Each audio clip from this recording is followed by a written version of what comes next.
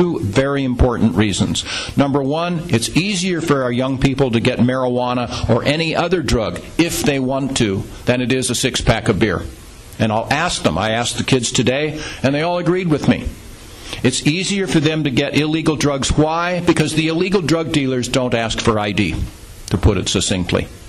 So as soon as you prohibit a substance, you give up all of your ability to control it. So I tell them, the secret is, in fact I put it on the board, the secret in this matter is prohibition never works as well as regulation and control.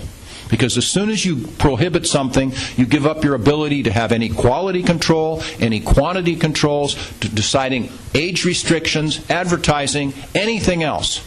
And so people realize now that it's easier for kids even to get methamphetamines or heroin or whatever, if they want to, than it is alcohol. But the number two thing is bad at that. And that is that we are recruiting children to sell illegal drugs. Nobody offers our children a free sample of Jim Beam bourbon on their high school campuses, or Marlboro cigarettes, or Budweiser beer. Why?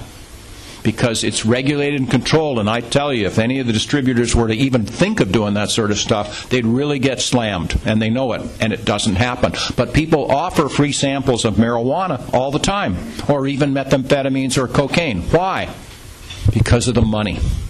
And you can look at people and say, oh, nobody wants my 13-year-old daughter to get hooked on cocaine. And the answer is, sure they do. Why?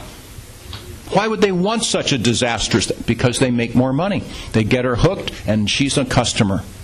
And so these are things that people need to understand. We are putting our children in harm's way because of drug prohibition. We get that point across, drug prohibition is going to be gone. Other questions? I'm sorry, that was a very long answer. Let me just give you just a quick one. This follows up on the fear question.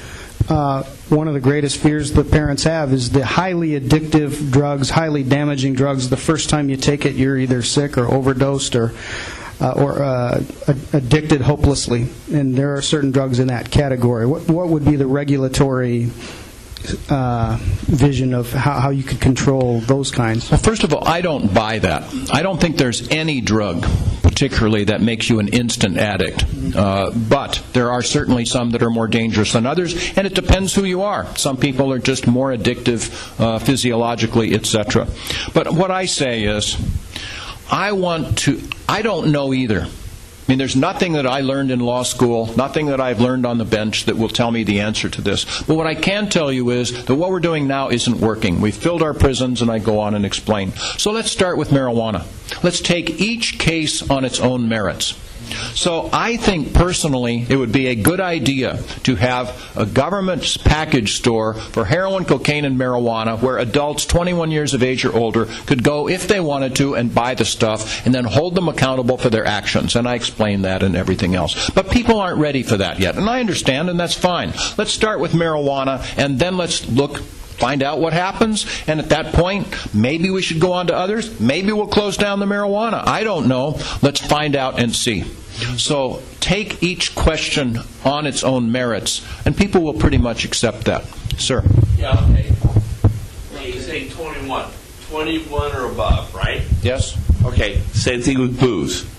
All you're going to do is you're going to have a bunch of 21-year-old, people less than 21 asking adults to go buy it for them.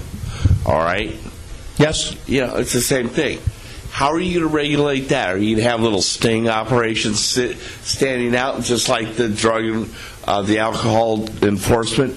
And as far as the hard drugs go, it's the same thing. Why should I pay a tax when I can manufacture methamphetamine in my bathtub, when I can go grow a crop?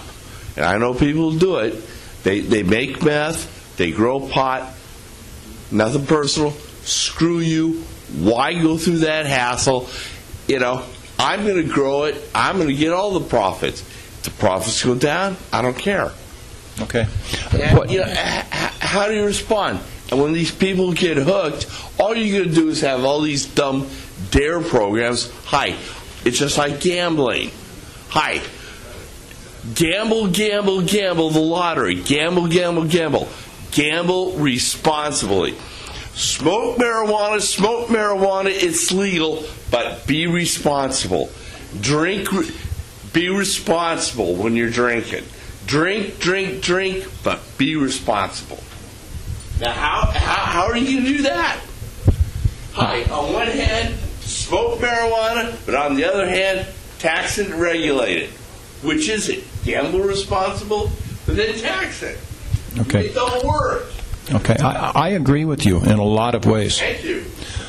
People are... Okay, it's my turn now. There's no such thing as a perfect system. And it is absolutely clear that if you still have some people prohibited, 21 years of age or under, there's going to be a black market, or there's going to be this illegal behavior to provide it for them. I understand that. If I had my way, I would take away all age restrictions for wine and beer, and allow, like they do in France and Italy, where they basically they drink watered down wine when they're, 5, 7 years old, whatever it is, and they just take it as a matter of natural course. I think that is a much more intelligent way of doing things. I'm also persuaded, though, that as long as we're going to have age restrictions, the state of Montana decided that they would reduce their age restrictions from 21 to 18 for alcohol. I thought, fine, give it a try. And they had a surge in alcohol-related driving deaths in Montana with kids between 18 and 21 as a result. And so they changed it back, and that persuaded me. So I acknowledge all of these things you said. There's still going to be people that want to grow their own, make their own methamphetamines.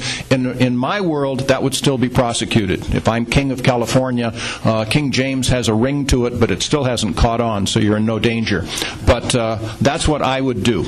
I want this not to be glamorized. I really don't want our children to be smoking marijuana. I don't think it's a good thing for them. Once they're an adult, I fully agree with you that it's their responsibility. I will go beyond that and say that I think the government has fully as much right to control what I put into my body as they do what I put into my mind. It's none of their business. But for children, it would be a different thing. Yes? Today's establishment press commonly conflates the harm coming from drugs with the harm coming from drug prohibition. So you'll see a headline saying drug-related deaths, whereas Prohibition-era reporters would make that distinction. They would not say, for example, the St. Valentine's Day Massacre was an alcohol-related death. Your comment, how do you deal with the press? You're completely right. In fact, I don't use the word prohibition, by the way, and I commend you not to use it either. It's either alcohol prohibition, which we repealed, or we're still living in prohibitionary times today. It's drug prohibition. But what we are doing is we're facing two substantial problems. One are drug problems, and there are drug problems. Methamphetamines do scare me. PCP scares me a lot. And, of course, the pollutants in it and everything else. The problems with drugs are a serious problem.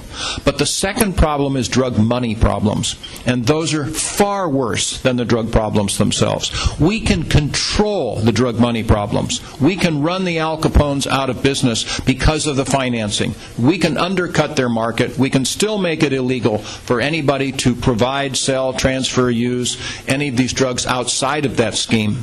And I think we should.